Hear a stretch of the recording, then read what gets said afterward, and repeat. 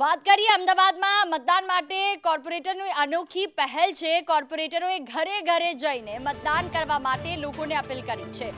અમરાઈવાડી કોર્પોરેટરે માઇકથી લોકોને અપીલ કરી, ગરમીમાં ઘરે ઘરે જઈને લોકોને મતદાન કરવા માટે અપીલ કરી।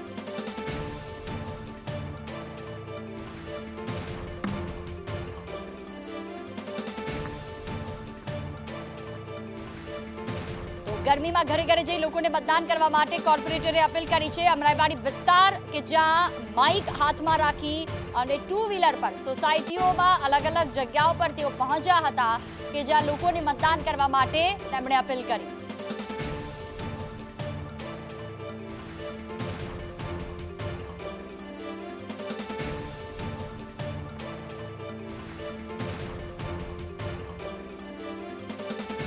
તો અલગ અલગ જગ્યાઓ પર જે રીતે મતદાન થઈ રહ્યા છે તેમાં ઉત્તર મધ્ય ઝોન, દક્ષિણ ઝોન, સૌરાષ્ટ્ર તમામ જગ્યાઓ પર જે આંકડા સામે આવ્યા, જેમાં અત્યાર સુધીમાં સૌથી વધારે ઉત્તર ઝોનમાં સૌથી વધુ મતદાન થયું છે। બનાસકાંઠામાં તેમાં 45% આસપાસ મતદાન થયું છે।